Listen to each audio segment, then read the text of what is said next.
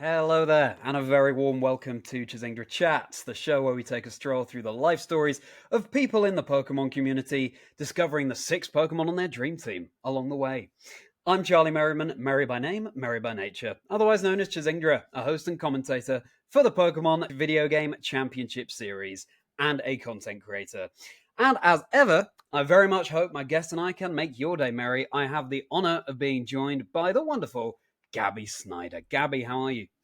I'm doing pretty good. How are you? Thank you so much for asking. I'm doing very well, thank you. Very pleasant to pass this sunny afternoon getting to know you a little bit better. And for anyone who's not so familiar with you, Gabby, can you give a brief introduction to yourself? I've been a commentator since the 2017 VGC season. Started, I guess, technically in 2016, but the way they track years is kind of weird. Prior to that, I was a competitor for many years. Qualified for Worlds in 2015. And yeah, I have a lovely fiance named Chalky who's also been a part of the community for a very long time. We have a 2-year-old beagle named Cheese, who will not be joining us today because I blocked him out because he's struggling a little bit this morning, but he's doing good now. We had a Oh, late what's night going last on? night. Oh, He just okay. kept waking us up like every hour, so it was Oh, fun. no. Okay, wow. Okay, well, send my regards to Cheese. And I yeah, will. we'll be hearing more about Chalky a little bit later too. Yes, Gabby and I know each other through Pokemon casting. I think, I was trying to remember this earlier, Gabby. I think the first time we actually crossed paths in person was at the Pokemon Center at EUIC this year. It was I sort of, think it was as so. soon as it opened, there was a huge rush of people. I think we were hanging out by I think it was the Gengar jumper, the clothing stuff at EUIC, and we had a brief hello, and then it was okay. We got to get back to our shopping, but see you soon. Yeah, it's always super chaotic, and I remember that I was hanging out at back a house down there, and I realized that it had opened for everybody, and I was like, oh shoot, I gotta go get my stuff. But Yeah, it was honestly great to finally meet you because I know that you've been involved with the official casts in the EU for a few years now, and I just never seemed to have an opportunity to get over there when Mm. y'all were working. So it was really nice this EUIC to finally like put, I guess, actual people to names instead of just people on the screen. So Yeah, for sure. Exactly. It was a pleasure to meet you. And as you say, I think, we are all one big casting family. It's just a shame there's a massive ocean in the middle. Yeah, a caster of a couple of years now. Certainly not as much a veteran caster as you are, Gabby. But we're going to dive far more into all of that right now. So let's get to know you a bit better and your handpicked six Pokemon for your dream team. I love, by the way, the more sort of thematic approach you've taken for these topics. Sometimes it's more chronological, but you've gone more with certain topics that stand out to you for particular reasons. Let's talk about your very first Pokemon event. yeah. So believe it or not, my first Pokemon event, I didn't know this at the time, was actually the first World Championships that was marketed as the Pokemon World Championships. So 2004 in Florida. It was in Orlando, Florida, at a hotel just like right outside of Disney Springs. So basically in like that bubble over there. And at the time, we my family would go to Florida every summer on holiday. It was just like what my parents wanted to do, so we did it. And I realized that we would be in Florida in Tampa, so like 2 hours away, right around the time of the World Championships. And my birthday also falls really close to Worlds. I That's a miracle in and of itself. Not gonna lie. And I talked to my parents, and I was like, "Yo, all I want for my birthday this year is can we take a day and can we drive out to go see the World Championships in person?" And they were like, yeah, sure, okay, we can do that. I mean, we'd always drive to Disney once a trip anyways. My family is just very big into that kind of bubble, I guess. So the day came, and we drove out. It was actually right after a really bad hurricane, so there was a lot of like trees down and a lot of damage and stuff, which was kind of weird to see. But I do remember when we finally got there, um, this is going to be dating myself by a lot, but they had these events called like Rocks America events where they basically just throw like a giant carnival outside of uh, a location or in a location, depending on where it's located and the weather, I guess.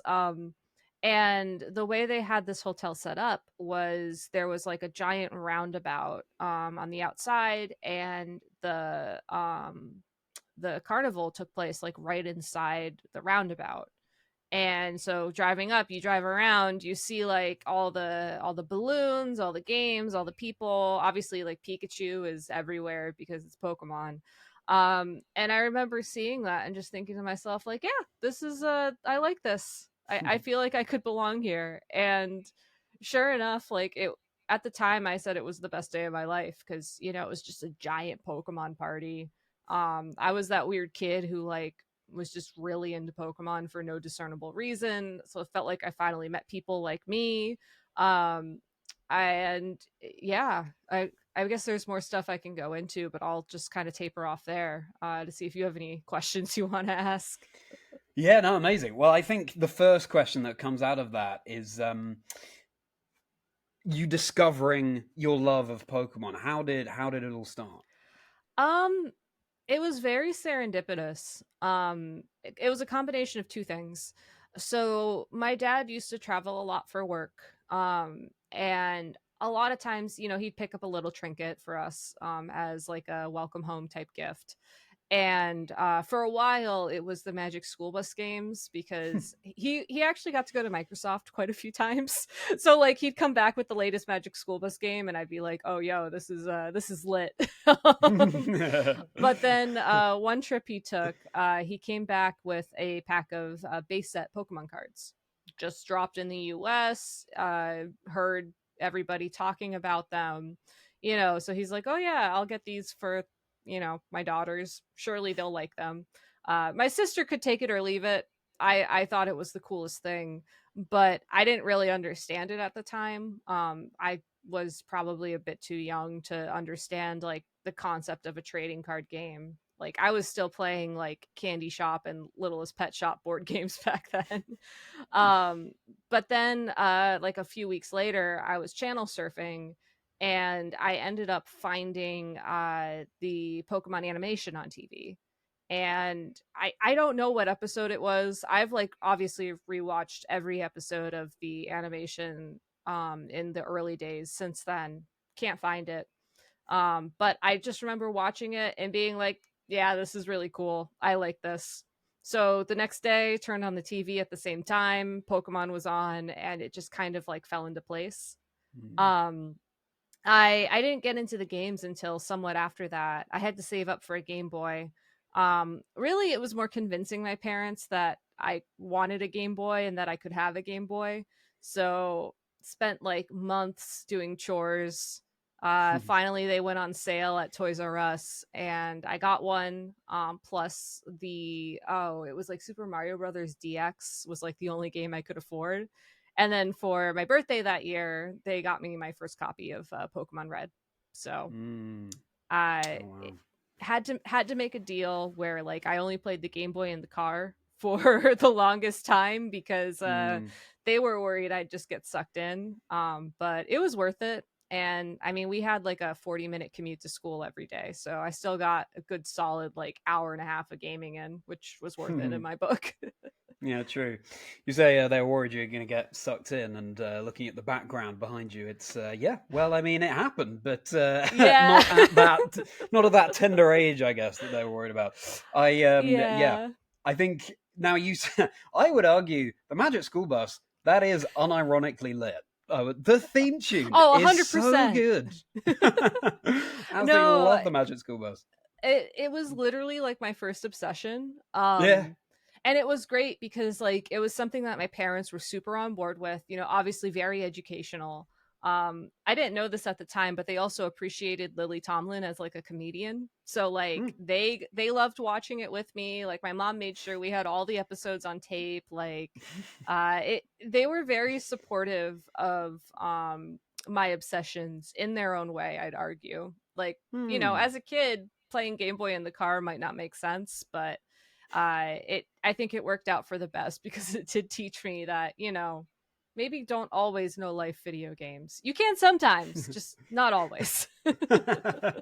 Sure, yeah, and I mean, great to hear that you also your pedigree stretches back to Generation 1 too. Same here. Yeah. It's quite the journey that we've all been on.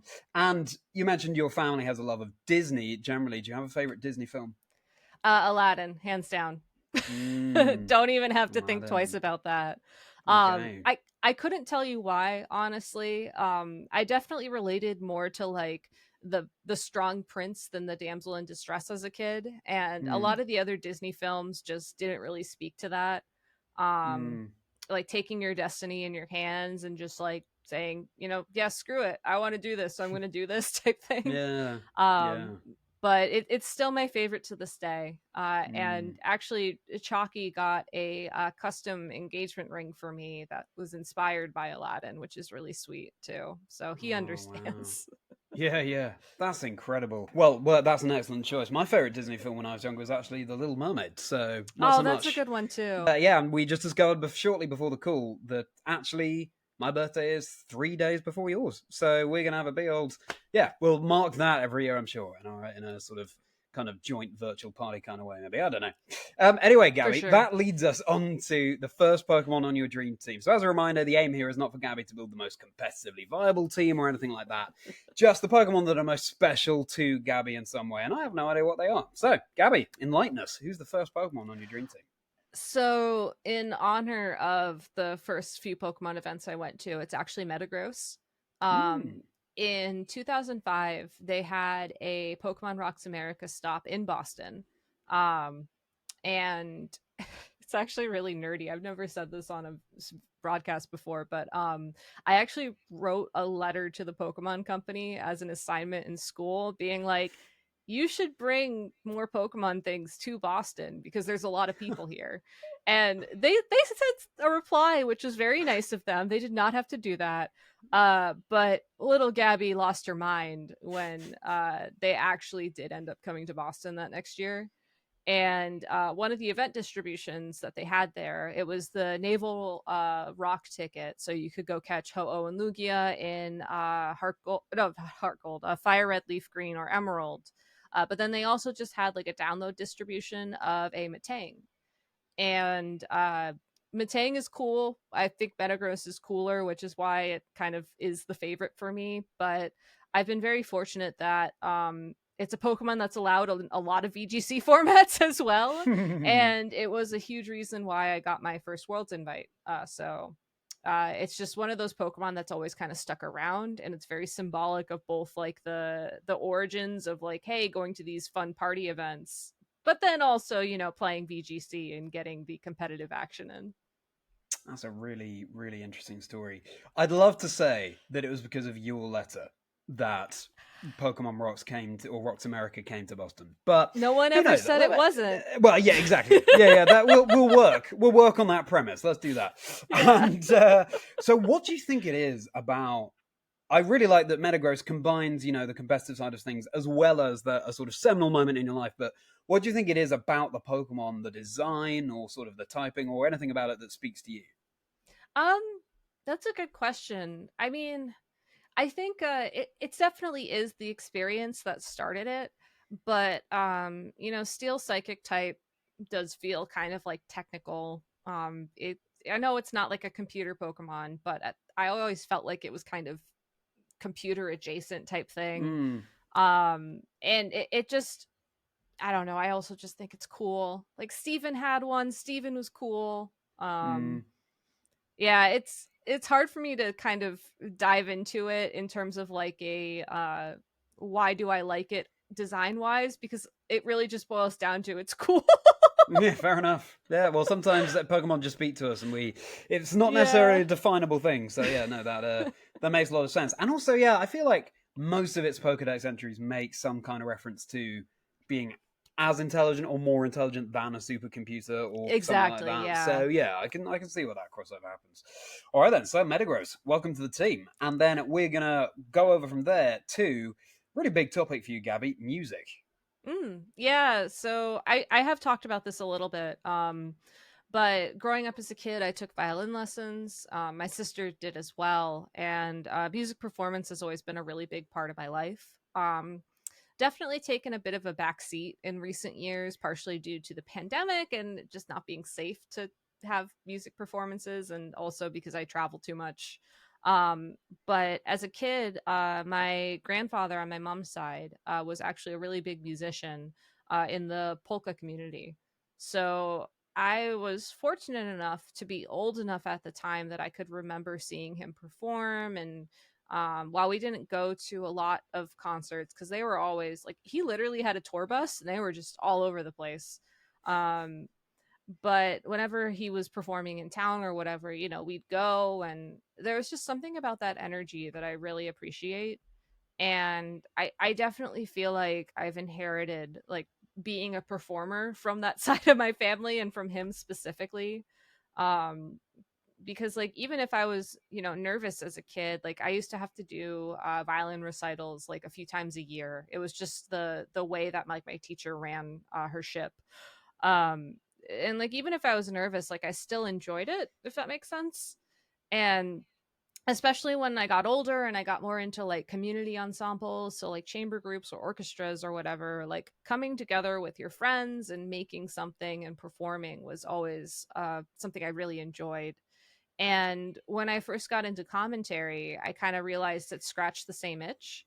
Obviously, talking is a lot different than making music at the end of the day, but the same sort of like thing. You come together with your co-caster, you put on a show, you work with very talented people both in front of and behind the cameras to put something together that y'all are proud of. It's something very special, and I'm very thankful that I've been able to sort of keep that theme running throughout my life, regardless of if it is a musical performance or if it's just talking about Pokemon for hours on end. Hmm.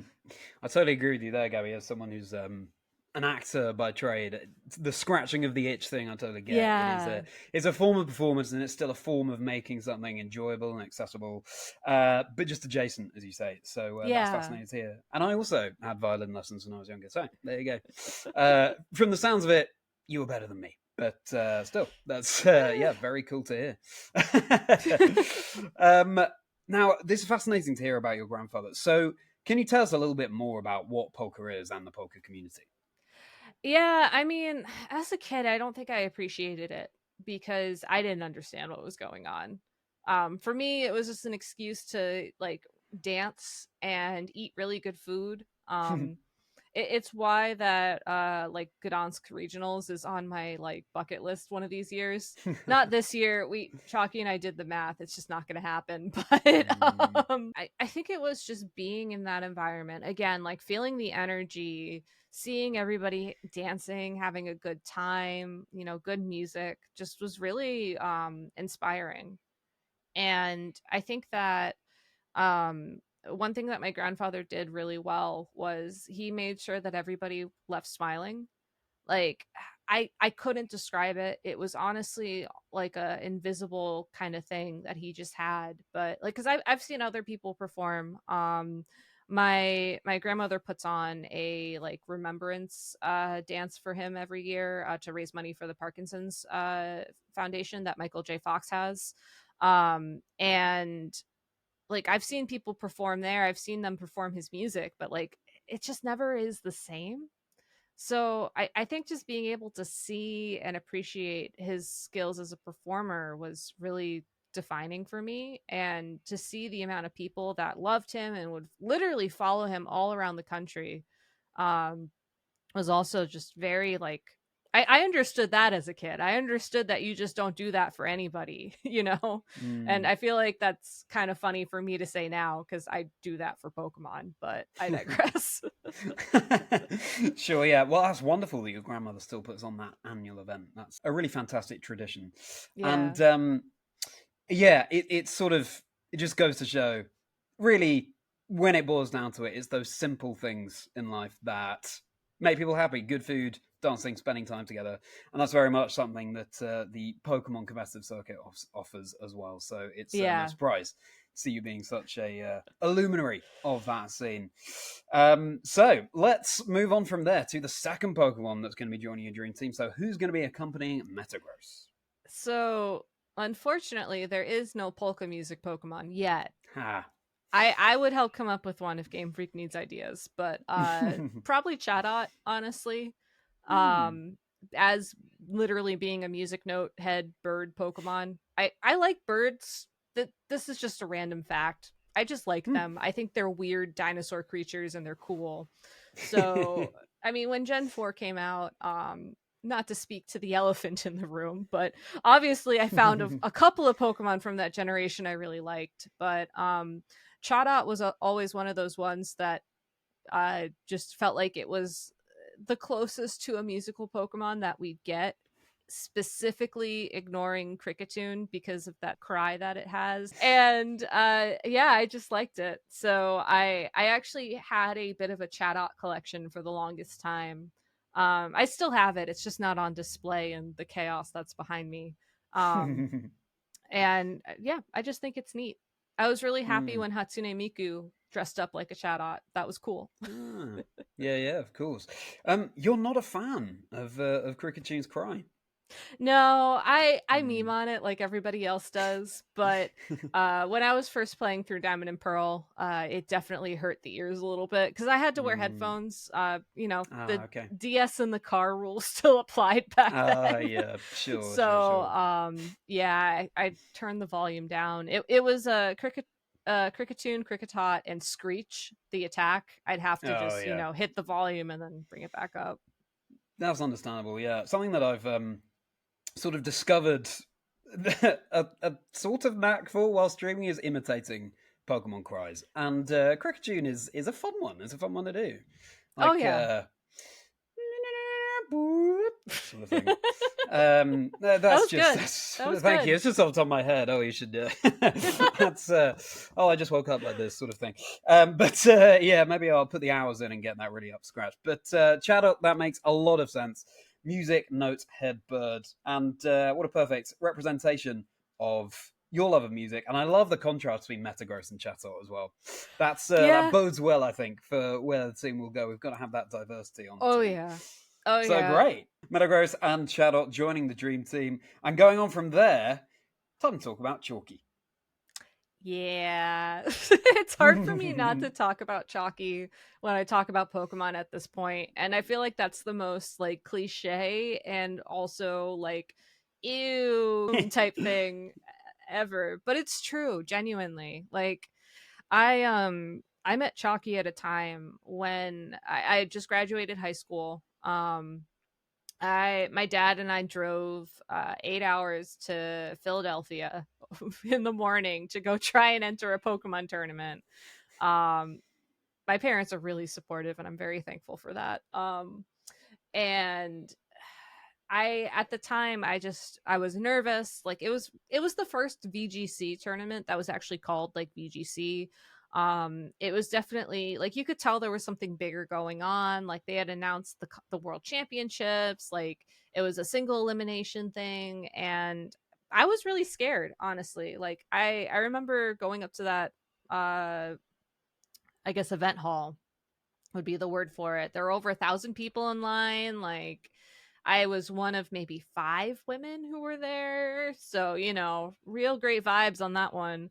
And I was trying to just find like someone I could talk to or someone I could relate to just not feel so much like a fish out of water. And I remember seeing Chalky wearing so I have to digress a bit. In 2006 there was a national championship circuit in the United States called Journey Across America. There was one qualifying stop in every state that had 2 people who qualified, and then those 2 people basically got flown to Bryant Park in New York City, and they played for the national championships. If you've ever seen pictures of Hulk Hogan commentating Pokemon, this was where that happened. I was there, and Chalky was wearing the national qualifier shirt from that event. So I saw that and I was like, oh, I was there. This guy clearly knows what he's doing. Like he's at another Pokemon tournament. Like I should go talk to him. And I did, and we just really hit it off. Um, he was there with another good friend of his. I don't know if the name Danny Zollner means anything to anybody listening to this chat, because Danny's a OG VG player. TTS was his screen name. Danny Zollner basically like came up to us during this first conversation we had and just spoke very highly of Chalky. Like, I watched all your games from the national championships. Like, we got to play. And we just really hit it off. We did battle. I did win. I feel like I need to slide that in.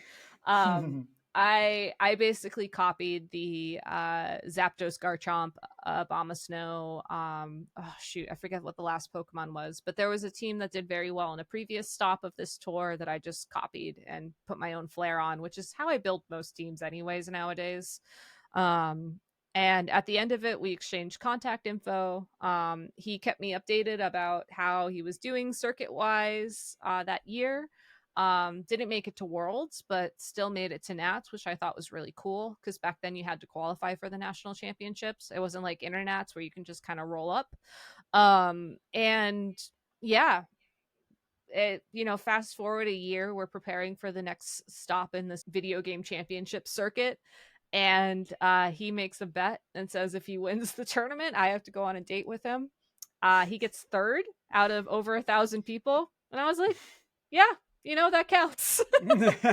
Wow. And we've been very fortunate that Pokemon has given us like a very common ground, and has given us the opportunity to travel, has given us the opportunity to really grow as people.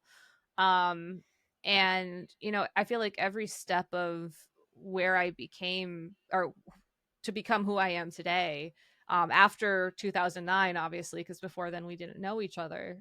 He's just been a big part of that journey. Like, I don't think I would have tried out commentary when I was first asked in Orlando in 2016 by TJ and Dawes, if he didn't encourage me to, because I was supposed to play that weekend. And I remember being really torn up about it, thinking, I just qualified for Worlds last year. This is the first year with a CP bar. Like, I should be grinding this. I should show people that I can do it again, kind of thing.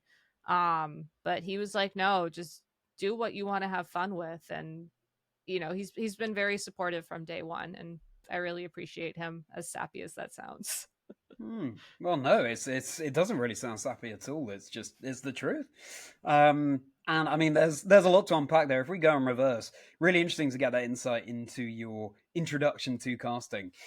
Can you give us a sense of, on that very first cast, did you immediately get the bug and you wanted to keep doing it? How was that for you? I was very torn. Because on the one hand, I loved it. Like, genuinely loved it. I felt like I could show that I was good at the game without playing, which at the time was my Achilles heel, and arguably Mm. still is to this day. I get in my head a lot. I get nervous. Um I definitely was not able to handle like salt and hacks as well as I can today, but I've worked hard on that compared to 2016 Gabby. Um so like, on the one hand, it was like, here's this lovely area where you can feel like you're smart, you can have fun, you can appreciate the game, and there isn't much pressure on you. But then the other side of it was, I probably could have done very well that regional. Like, the team that I was going to run, Chalky ended up cutting with. Like, it was very hard for me to sort of realize, like, yes, I could have gotten points, I could have done well, I could have had that celebration, but at the same time, I had a good day. Mm. um, so the first couple events were like that for me. Um, but then after a while, I think I just accepted that, like, there were other ways to be good at Pokemon that aren't just getting results, that aren't just competing. And at the end of the day, I wanted to stay involved with Pokemon in any way that I could be, because it had just given me so much throughout my life. And if being able to do that without putting pressure on myself to compete was a way around that, then that seemed like an easy answer. And I actually did take like 5 or 6 years off competing. It wasn't until I'd argue last year when the Massachusetts local scene exploded, I started to force myself to compete again because it was like, well, one, it's in your backyard, no excuse.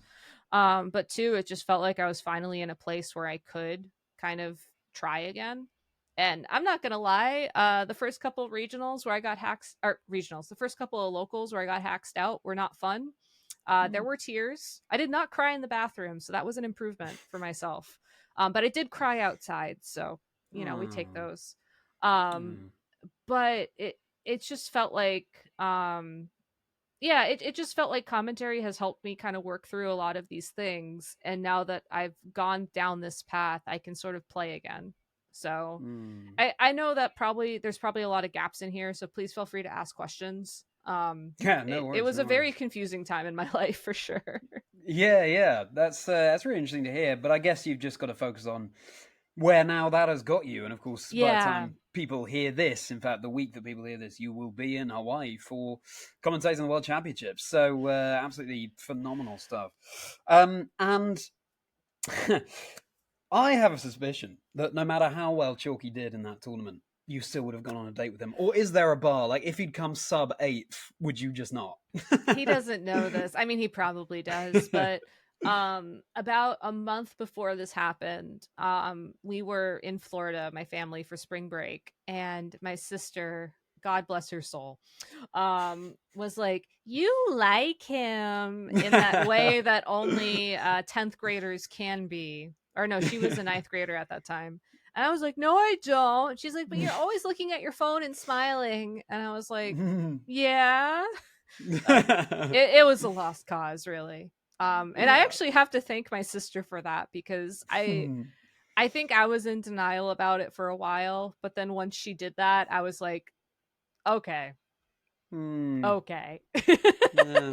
Sometimes it takes that outside perspective, doesn't it? Just to It really make does. make us confess it to ourselves, if nothing else. And yeah, of course, something you said very early on there is the fact that you were one of, I think you said, 5 women at that event, and the very first event you attended. I mean, what are your feelings on this now about the direction that we're going in terms of increasing the participation of women in esports, and generally we'd just love to get your take on that. Yeah, I mean, it's a very complicated subject for sure. Yeah. And I do want to take a moment to acknowledge that there still is a lot of work to be done. Um, but my perspective on it all has always been that people feel more comfortable if they see somebody like them doing the thing that they want to do. Yeah. And I realized very early on, because I was also very into tech, and like I knew I wanted to be an engineer and program and do all that stuff, that there just weren't a lot of people like me in those areas. And I made a very conscious decision to be that person, whatever that would mean. And one of the best compliments I've ever gotten in my life was, and this has happened a couple of times, and I'm very thankful for this, have been other women coming up to me and just being like, "Yeah, you inspired me to compete." And every single time it just floors me. Mm. Because that, I think that was a big motivation for me too. Was I wanted to be that person who people could see and just be like, "Oh yeah, she's doing it. Why can't I do it?" Mm. And I also, like, one of the things I try to do a lot now is, obviously I don't want to put anybody on that pedestal if they don't want that for themselves, because it is very stressful at times. um I definitely got a lot of flack when I was qualifying for Worlds based off of how I went down that path. And a lot of people definitely overlooked several accomplishments throughout my life because I was just Chalky's girlfriend. Now it's actually a flipped script, and he's Gabby's fiance, which is funny. I also feel bad for him when he has to deal with that too, obviously. Mm. Um, But if there is somebody who is okay with being, publicly trans and playing Pokemon, or publicly gay, or a person of color, other sort of underrepresented individuals within esports, and they're comfortable with being that, and having a platform, I always try and amplify it. Because at the Mm, end of the day, I do think that while this is a multifaceted problem, um, one of the most easy things you can do is, if you see somebody who is underrepresented, and just being like, hey, check out my content. Hey, I did this at an event. I'm so happy for myself. If you can celebrate that, if you can amplify that, it's very easy, and it's a first step. And there needs to be a lot of first steps in order to get to a future where, I don't know, people don't feel this way. mm. It's a really wise advice. It's really good practical advice as well. How can we actually start to take those remedial steps, and what can people do now, as opposed to Yeah. sort of getting overwhelmed by the bigger issue? So thank you very much for that insight, Gabby, and really really good to get your perspective on that. Now let's move on to the third member of your dream team. So who's going to be joining Metagross and Chato? I was really struggling where to put this one, because, I mean, come on. But it's Bidoof. And I feel a little bit bad juxtaposing Bidoof and Chalky, because Chalky does not like Bidoof. This Uh-huh. is one of our continuous struggles in our future marriage. I love Bidoof, he doesn't. But it, it's just it I can't explain it. It's just my favorite Pokemon. I love Bidoof so much. I really probably should have picked a better Pokemon to love, but I saw him in a leaked issue of Korokoro on the internet back in 2007. I was like, yeah, he's my favorite. And and for whatever dumb reason, it's just persisted since then. I think that's entirely understandable. I think that it's a seminal. Well, 2007. You'd been very young at that point. Of course, this was Elite for Generation 4 that was coming out. I think you just it's those experiences we have when we're younger that can dictate so much of what Yeah. happens when we get older. And you must have such nostalgic fondness for that time of your life. And again, like with Metagross, it's just it can be indefinable. Just something about Yeah. it just speaks to you. And so I think you say it would have been good to have chosen maybe a stronger Pokemon as your favorite, but also a certain very very specific rule sets. Bidoof with simple. I mean, it can go crazy if you let it. So Yeah. I'm trying to make this work for you, Gabby. I appreciate that. One of my scrapped content ideas was actually doing a shiny hunt for Bidoof on Route 201 in Brilliant Diamond Shining Pearl, and then just Mm, solo running the game with it. yeah. Unfortunately, I do not have the patience for a full on shiny hunt. But I do want to get back to that someday. I think it would Yeah. just be fun. Yeah, absolutely. It sounds a lot of fun to me. Yeah, that sounds great. And Brilliant Diamond Shining Pearl as well. You take Generation 4 and bring it up to more of the present day with your favorite Pokemon going through the game. That's interesting to hear as well that Chalky is not such a Bidoof fan. I get the impression something, Gabby, in your background gives me the impression that this is your space here, This is not my Chalky's. office. This is Yeah. my office, and I actually am very fortunate to own one of every single Bidoof plush ever made. I Hmm. have, I would say, 90% of the figures. I think there's only one that I'm missing. They're not all on display because some of them are. I have to go find them. They're tucked away from when we moved. Um, and I have two Bidoof stools coming in the mail in Yeah. December. So it I think I made a very unfortunate decision back in 2010. They came out with a talking Bidoof plush. And I was like, I'm gonna own every single Bidoof plush. There's only two of them. This is not that hard. Mm. And then that two became three, and then became four, and then the sitting cutie thing happened, which has just been an absolute takeover, to be honest with Yeah. you. But it honestly, I'm glad I can rep him. He's Mm. I used to carry that talking Bidoof plush with me as my mascot when I would compete, Oh. and he was kind of my my cheerleader, and I appreciate Bidoof for that. Yeah, absolutely. Yeah. Also, though, on the flip side, kind of great that the Pokemon that you love so much does have a lot of merchandise behind it. It's exciting to be able to celebrate it in that way. I mean, exciting is one side of it; the other side of it is sort of financially untenable. But at least it's at least you know the Pokemon you love is being shown a lot of love. I mean, my favorite ooh, is Kingdra.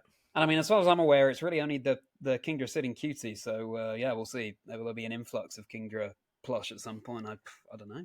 Maybe. I mean, Kingdra was a huge part of why I got my Worlds invite, so it's definitely up there for me too. Ah, okay. Well, that's good to hear. Excellent stuff. Great. Well, that's even more common ground. All right, then. So let's go from your dream team over to you mentioned briefly when you were talking just then about your interest in tech. And now I believe what we're going to talk about is you building a website for your Yep. parents. Yeah, well, not for my parents. They're college professors. My dad just retired, so I guess he was a college professor. Anyways, Mm. and they were given some server space back when the internet was new. They were given the opportunity to build a website for their classes or whatever. Nobody knew what the internet was back then. This was like 2005, or maybe 2000, or not 2000, 1996, 97. It was very early doors for the internet. And I loved the computer. You know, I was always playing computer games. So when the internet came out, that was like a whole big thing. And for whatever reason that I don't really understand, they were like, "Do you want to make a website?" And I was like, "Yeah, I do." So I actually made a Pokemon fan site back in the day, hosted on their college domain. And it wasn't a Cerebi.net. Though I do remember when Cerebi came into the scene, honestly. Uh, but it was like my little corner of the world where I collected like all those fake glitches that people used to talk about from Gen 1. Like I'd post my opinions on like the TV shows and stuff, and I had a pretty decent following. But I think what it actually really inspired for me was, well, how do these glitches work? Um, I think Masigno is probably one of the most well-known video game glitches of all time. I wanted to know, how does the memory addressing work? Why does this happen? And my parents were very good at encouraging that aspect of sort of this whole thing. So I learned how to build a website. I learned HTML, CSS, and then I started learning programming in high school, and I started trying to understand like how video games worked, and it really just grew into a love of software engineering. So I'm a senior software engineer today. I focus primarily on mobile development because when mobile phones first came out, I literally was like, "Oh my god, this is like the Pokédex. It's a supercomputer in my pocket. That's so cool." Um, and there's just something about being able to build and discover new things, which is just really fascinating to me. And I enjoy the Mm. puzzle of it as well. Like, as painful as it is when like you can't get the text to center, you can only get it to center like on the top. I always had fun sort of figuring out why it didn't work and then hopefully fixing it. Mm. That's fascinating. And as someone myself who's not so technologically minded, you've made it sound very appealing. Actually, the puzzle solving element of it make it sound really interesting to delve into. I love hearing when you said the phrase when the internet came out. I mean, that's just foreign language to so many people I these know, days, I'm given how so prevalent the old. internet is. No, but you're right, and I remember too. I remember a very distinctive like dial-up time because you couldn't use the internet while someone was on the phone and Yep. vice versa. So there was that dial-up tone that sounded like, I don't know, some kind of catastrophic glitch thing going on in my house. But yeah, it's so interesting to delve into. Yeah, like we had computers in our household for a very long time because my dad basically taught technology. My both Mm. my parents taught electrical engineering, but my dad did a lot of like computer work as well. Went to Microsoft to help them with some of their educational sort of aspects and endeavors. So like as a kid, I always had a computer. But my parents say I actually learned to read so I could use the computer by itself. I don't remember that, but I wouldn't be surprised honestly because that sounds like something I would do. Um, So when the internet came out and when my parents kind of, very supervised let me go to like Hooligans and like look into information and, just see what was out there. It was incredible, honestly. And like I just fell in love with the, I guess, the adventure spirit that was on the internet back then. And one of the things on my ever growing to-do list is to actually make like an old style website for my Bidoof collection and just sort of like recapture that magic, if you will. But yeah, it was a very different time. And I do hope some days that the internet can kind of go back to that a little bit. But that's a whole nother conversation that's probably way out of topic for this podcast. Fascinating, though. I'd be very surprised if it weren't the case, if you didn't end up having, at this point, the biggest Bidoof merchandise collection in the world. And so I can see that website doing very well. I hope so. That's the dream, man. That's the dream. Yeah, absolutely. Yeah. And also, I'm not surprised, actually, that the website that you set up way back in the day, you're talking about your experiences with Pokemon and so on. I'm not surprised it did so well because, you were a trailblazer about them, right? At very early days of the internet, you were really, you were giving Pokemon fans a place to sort of congregate. Yeah, and it was, I think it was difficult because I didn't really understand what was going on. I think people like Sarah B. Joe, they understood what was going on. Like they understood the assignment. They understood that like there was money to be had and you could make a career out of it, kind of thing. And sometimes I wonder like what my life would have been like if I picked up on that sooner and like went that route instead of where I ended up. But at the end of the day, I mean, I'm still coding. I'm still, enjoying technology. So I don't really regret it that much. I think if I could go back and change anything, I think what I would change is I would try to have built my own hub for VG, like for VGC. I had one for the longest time that I started with a couple of women I met in 2006, actually. One of whom I'm actually still in contact with today, which is absolutely wild because I'm so bad at staying in contact with people. Shout outs to Ray Sora, which is her online handle. Like we literally ran into each other in 2006, and then she came to a local in Massachusetts years later, and Chalky's like, you have to meet her. And he introduces us and we just cry and hug it out. And he's like, okay, this is weird. But anyways, I digress. I wish I would have kept that going. I wish I would have maybe tried to grow the scene a bit more in those early days. But I just didn't have the time and someone else did. So, it all works out in the end. Yeah, exactly. And what you're doing now, coding, is adjacent to that. Exactly. So, let's go from there on to the fourth Pokemon in your dream team. So who's going to join Metagross and Chatot and Bidoof? Porygon 2. It's the computer Pokemon. It's the internet Pokemon, literally. Yeah. And it's also one that I've had a lot of fun with in VGC with, of course. But I first realized I liked it because it was the computer Pokemon.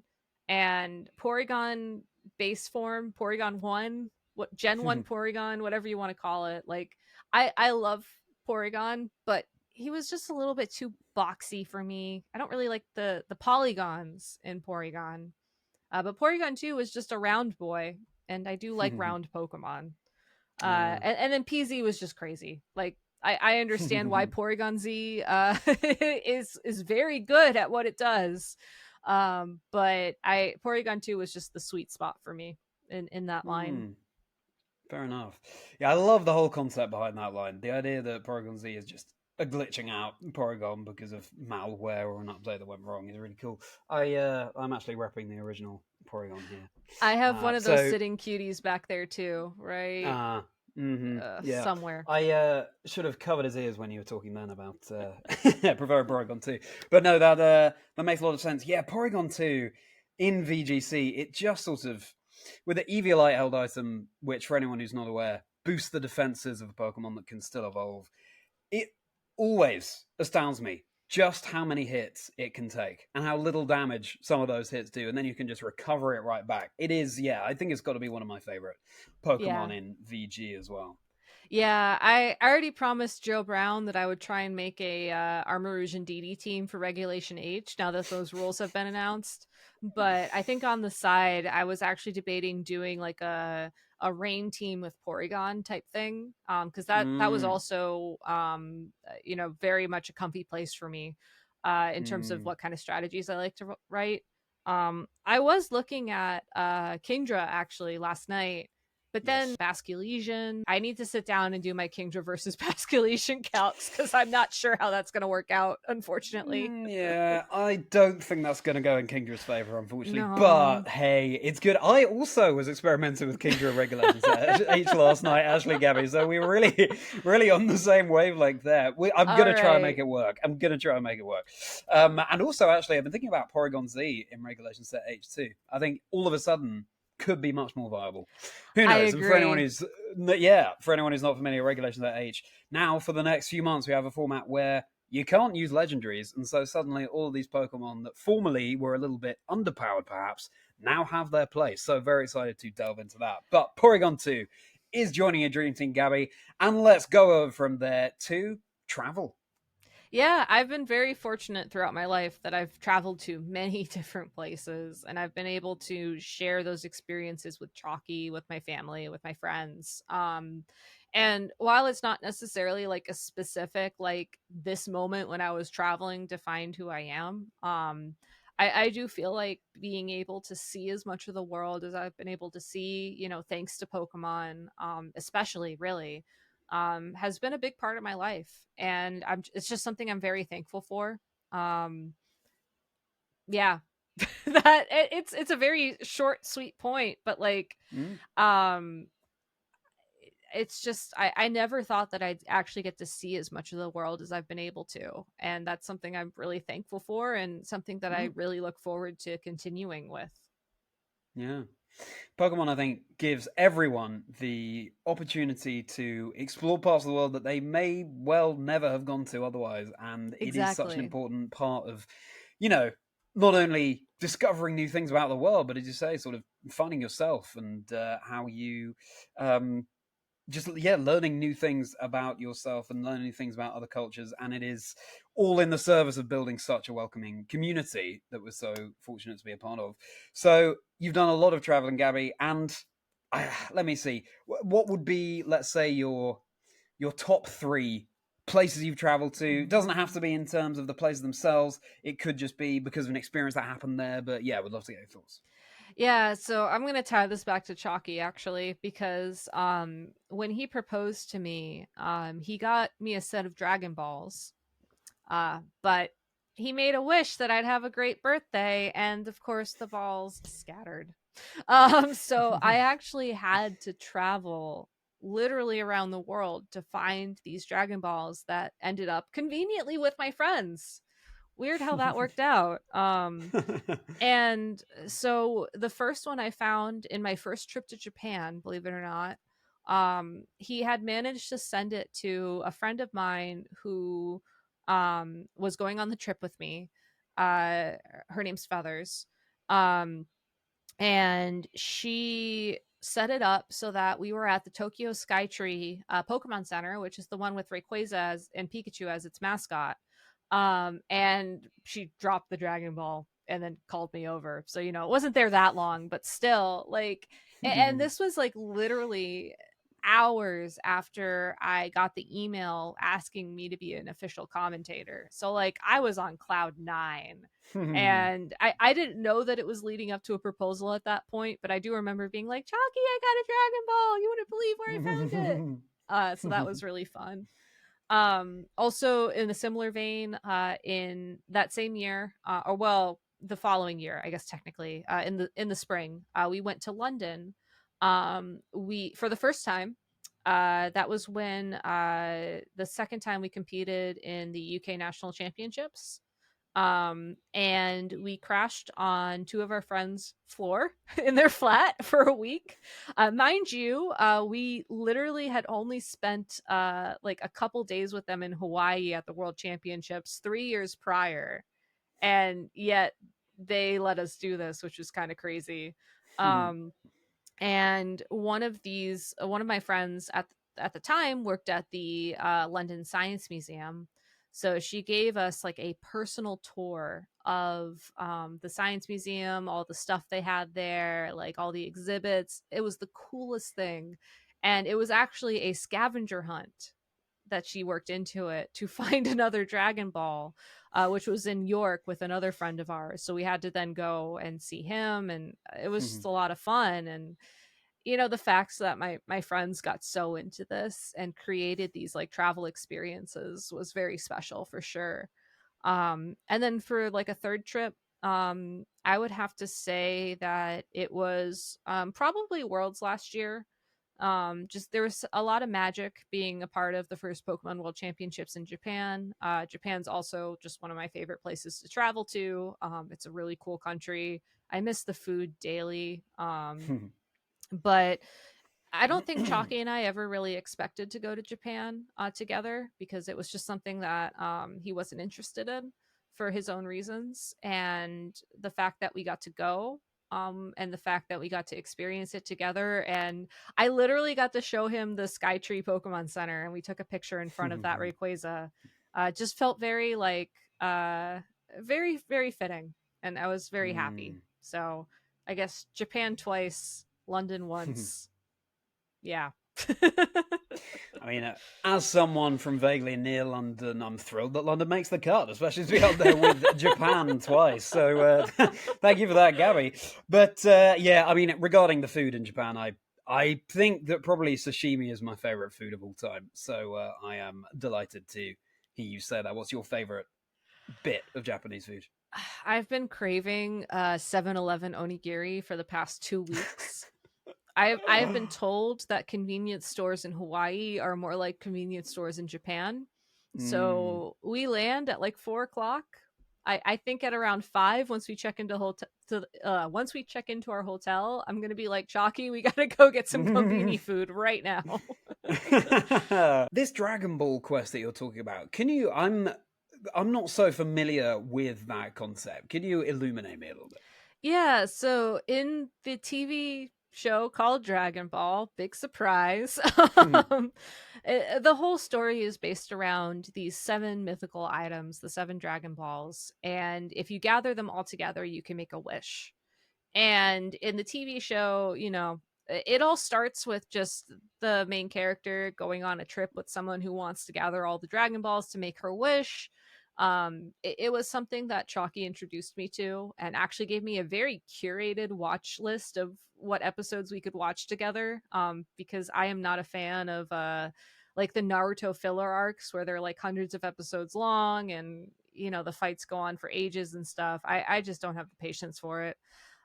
So we really bonded over Dragon Ball together, and it was something that was very like personal to us, especially since he gave me like the Chalky cut, if you will. um so when he got them for my birthday, I think at the time it started as a Gabby likes Dragon Ball, Gabby likes putting cool things on display, like I'll get her Dragon Balls. And then the idea kind of grew into a, well, what if I made her go get them all, like a quest in the show? And then one of my friends, bless her heart, was like, are you going to propose? And he's like, oh, I should propose. She's like, yeah, you should propose. It's a big gesture. I didn't know it was coming, so I would have been happy regardless. But it just kind of built into this really big thing, and it's a symbol to me of just a very important part of our lives together, but also just how much my friends and family care for me, that they were willing to put all this stuff on, and just have fun with it, really. Like one of our friend Travis and his wife Anne, we went to visit them for Go Fest one year, and they had a Dragon Ball, and he literally dressed up as one of the characters from the show, Mr. Satan, did the voice impression and everything, and like had a little challenge based off of it, and it was just the coolest thing. And wow. I think back on it and I feel very loved and very appreciated, and I think that was honestly one of the most thoughtful gifts anybody's ever given me. Yeah, I was gonna say that is such an inspiring quest and such a fantastic idea for a present. I mean, that experience in itself could be a movie, you know. Yeah, It's it really amazing. kind of was. Like, I have Yeah, a bunch of yeah, Facebook posts documenting it all. I really should yeah, back that up somewhere so they'll yeah, yeah, survive, but yeah. That's fascinating. Okay, well, let's segue from there onto the fifth Pokemon on your dream team. So, who's going to join Metagross and Chatot and Bidoof and Porygon 2?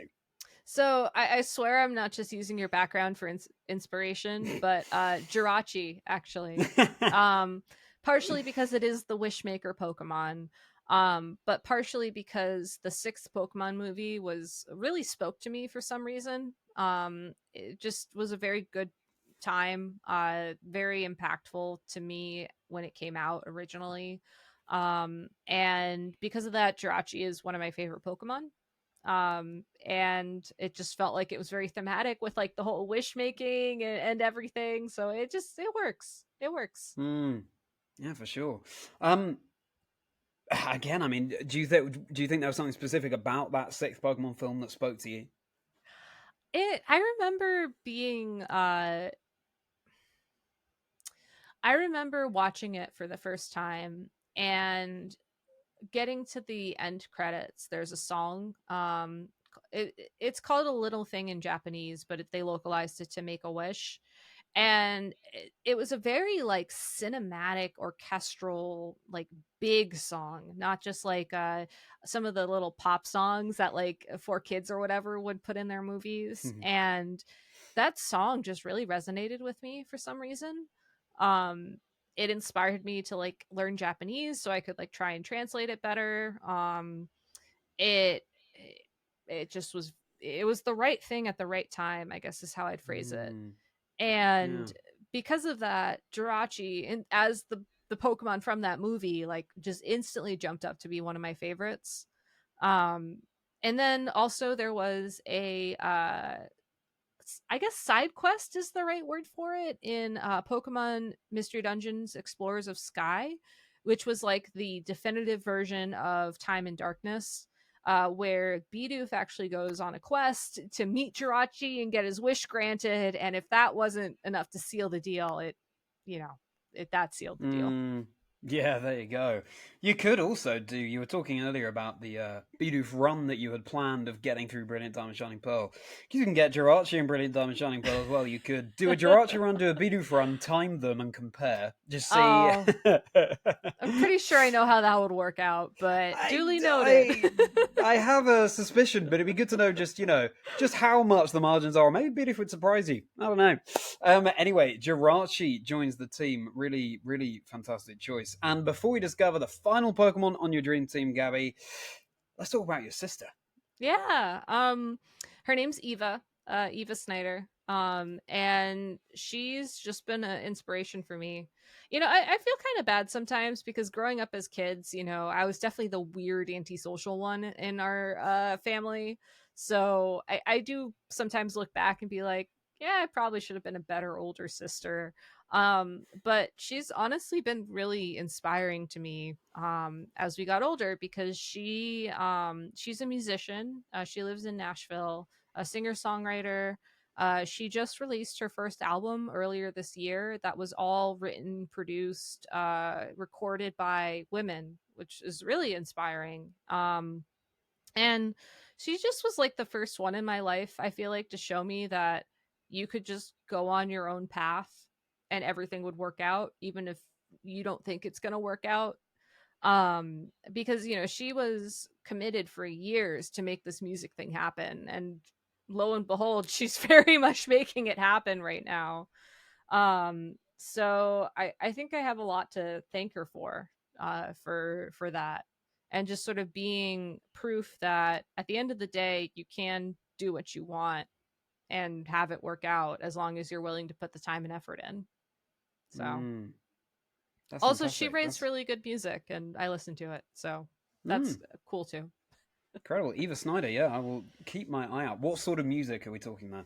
um I like to describe her as like an edgier modern Taylor Swift, which I don't Oh. think she likes that comparison, because I think comparing anybody to Taylor Swift is asking for trouble. But she does swear in her music, so fair warning. Our grandmother did not like that when she found that out. But she does a lot of like sort of synthy acoustic instrumentals, really strong vocals, strong harmonies. And she sings about a lot of stuff that she's struggled with, which like from the outside looking in, I don't think you notice, but as someone who like was there during things that happened, like I think it's given her a way to sort of work through and process and share. And you know, I really respect her for putting all that in her music, you know. 100%. And I'm sure that, you know, reversing the roles here, I'm sure that your sister would say the same about you, Gabby, about blazing your own trail and sticking to what you want to achieve. Maybe. I hope so. Yeah, absolutely.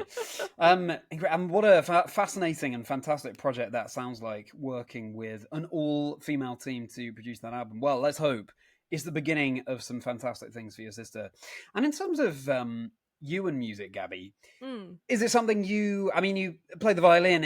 Were you tempted to go a little bit deeper into that? Were you tempted to follow in your grandfather's footsteps in that way at all? Or did you think, nah, maybe music sort of holistically isn't for me, but it can be a part of what I do? I was never tempted. Okay. I think that I like computers too much to live the life of a musician.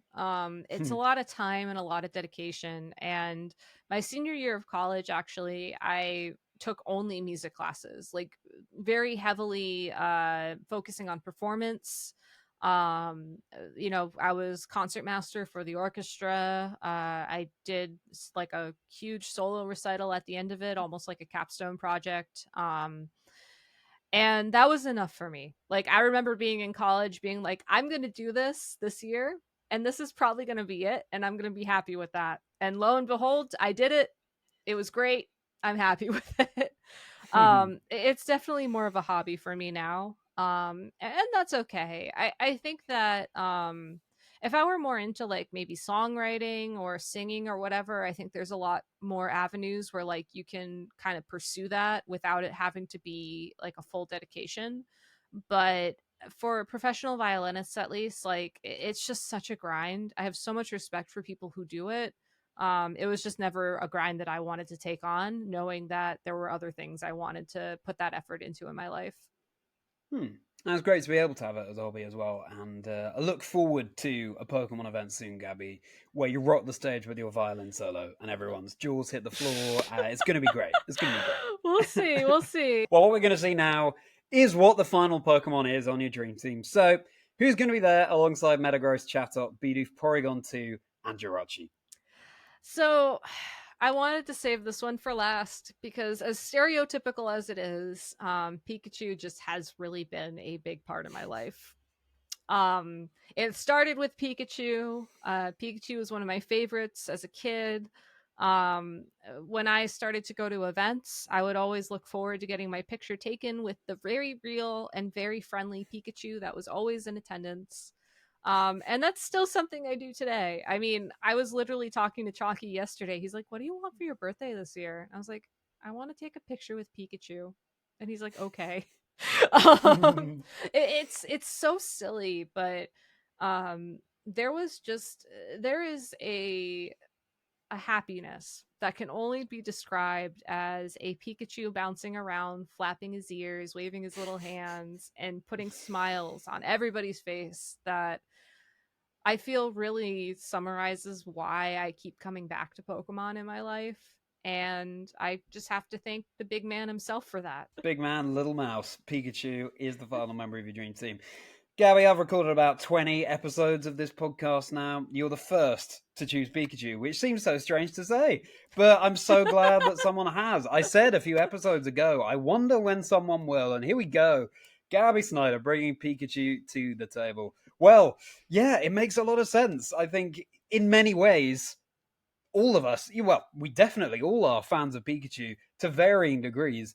It's just the memories that we associate with it. The fact that it was one of your favorites even when you were younger, that, you know, that's got to be the thing that that nostalgia that keeps you coming back to Pikachu. But you're so right. The joy, it is such a joyous Pokemon, and it does do a really good job of representing the joy in the community. So love to hear that.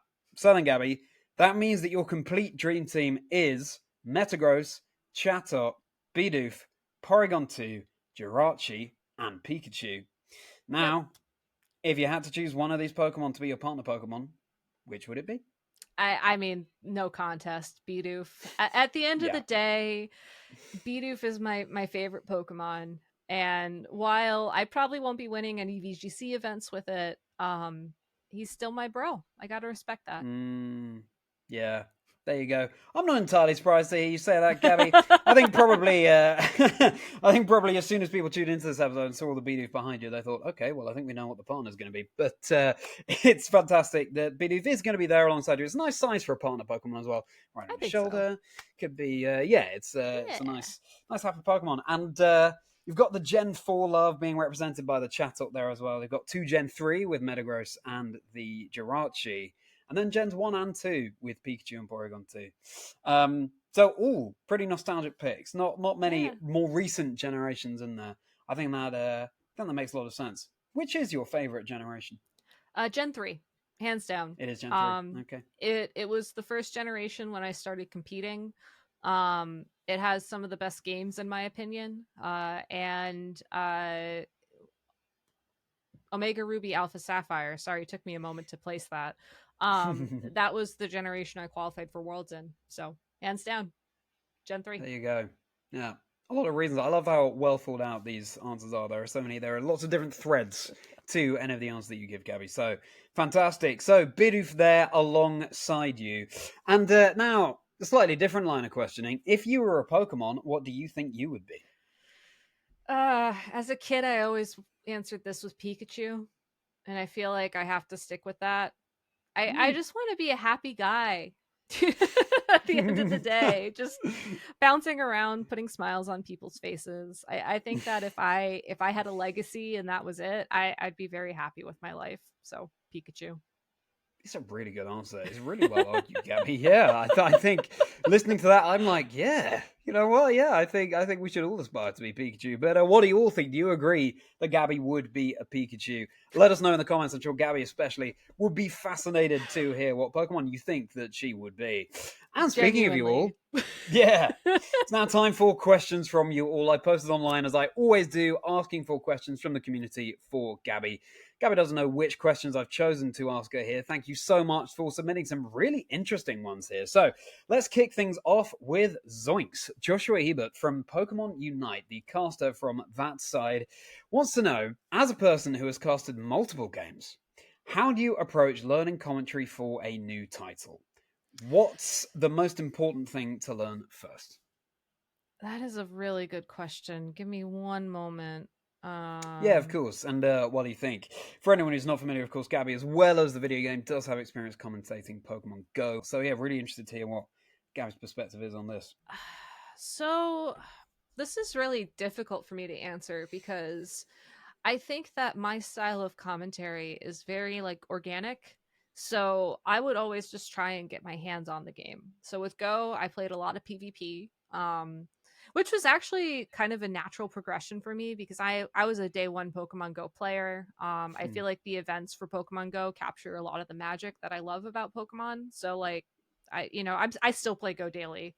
But like I get my hands on the game. I try and figure out like what I think would be a good approach to commentary for Go in particular. I knew that I would not understand the technicalities that well. Because it just moves too fast for my brain to keep up. So I figured, okay, well, that means I'm probably going to be play-by-play. What would that look like? I tend to look to other esports as well to try and find similarities, if that is possible. And I just kind of practice from there. Like, I think that there's a very, like, methodological way that you can go about building up your commentary style, getting that practice in, especially if you're trying to go for like a card game or like a turn-based game like VGC. But for Go, I think I looked mostly to like Overwatch for inspiration and just tried to make it work in my own style. Does that work? Yeah, absolutely. Yeah. What looking at the competitive scene of adjacent games, that's a fantastic way. It's a really good really good advice there. A great way to sort of, watch something that's relevant, but also expand the horizons and pick up new tips and tricks. And Pokemon Go, of course, the tempo is much different from Pokemon VG. So the fact that you can handle both is incredibly impressive. So thank you so much for that answer, Gabby, and thank you for the question as always. Now, David Parsington, fellow EU VG caster, what's your proudest competitive achievement? Hands down, when I got top 4 at Kansas City Regionals back in 2015. You can't really see it, but the trophy is on this shelf somewhere. Oh, okay. Actually, right next to my patent trophy, which is very cool to have too. Hmm. But it was something that I never thought I could do. And just being able to top cut a regional the week before and then going into it knowing like, well, I did it once, surely I can do it again. And then actually placing high enough to get the trophy and everything was just a really big accomplishment. And it showed to me that I was as good as I thought I was for the first time, which was very important at the end of the day. Oh, yeah. Top 4. Absolutely incredible achievement there. Do you remember what was the team that you were using that event? Politoed Kingdra, Mega Metagross, Amoonguss, and Scrafty are the ones that I remember off the top of my head. I don't remember the 6th one, but I probably could find it. But it was a rain trick room team, so I know what I like. You know what you like, and I love to hear that as well with the Kingdra on there. You said next to did you say patent trophy? What's that? So my job used to give out trophies if you got a patent. So you get one trophy if you apply for a patent and they deem it's actually like patentable, and then you get another trophy when the U.S. government agrees. So I applied for a patent about 4 years ago now, and then a couple of years ago they actually granted it, which is kind of cool. So it's me and a bunch of coworkers, but we have a patent. That's incredible. Yeah, I wasn't sure if you were saying patent trophy or patent, but yeah, okay, that's an incredible thing to have as well. Wow. Well, thank you for that question, David. Thanks for your answer there, Gabby. Now, Joe Brown, Zeminen, of course, fellow VG caster, over from the NA side of things. I'm going to quote Joe's post because he always puts so much time and care into the wording. Hey, Gabby, big fan. Anyways, I was wondering if you were forced to travel through the twisted dimensions, which Pokemon would you most want to have by your side to get through those 5 turns of Trick Room? Oh, that's a good question, Joe Brown. Also, big fan, big fan.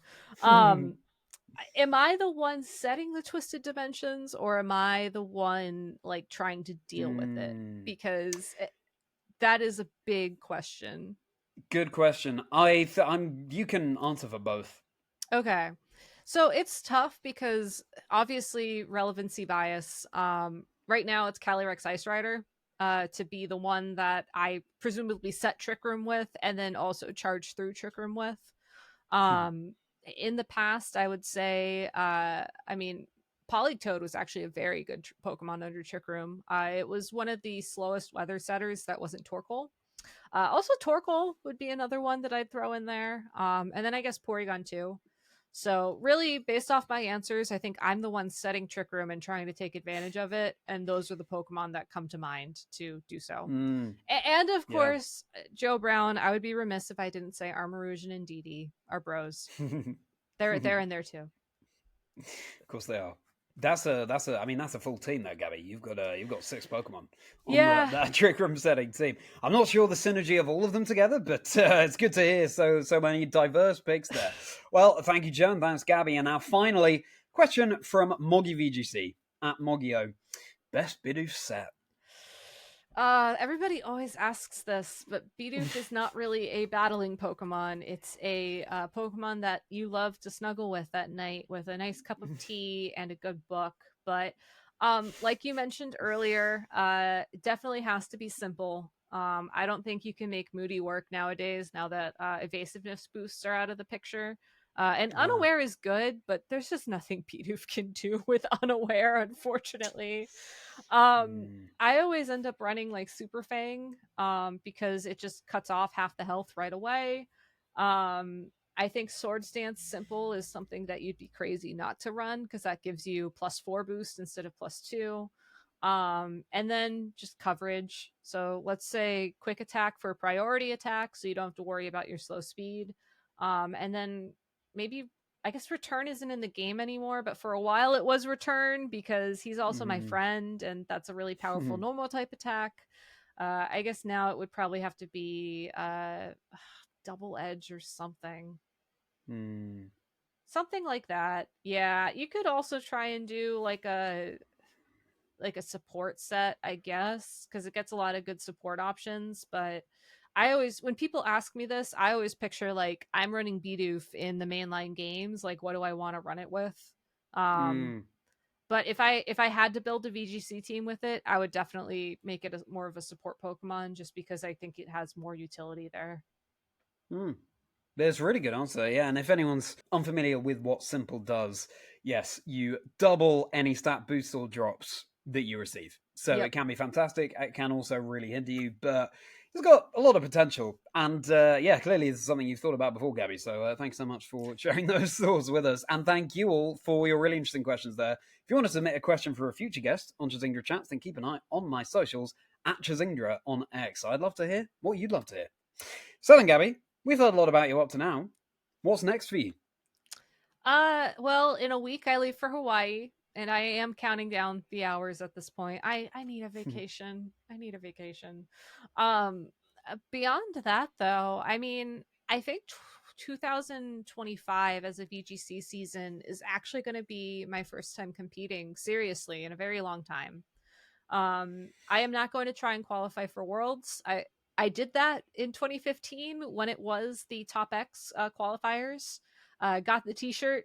It really is a grind, and I recommend anybody who's considering it seriously max out your locals, because that was something that I physically could not do at the time, and it meant that I had to do a lot of creative performances otherwise to make up for it. And I do think that the local communities really are the heart of Pokemon now, and I do think that needs to be celebrated as well. So please support your locals. Tell your local TOs thank you.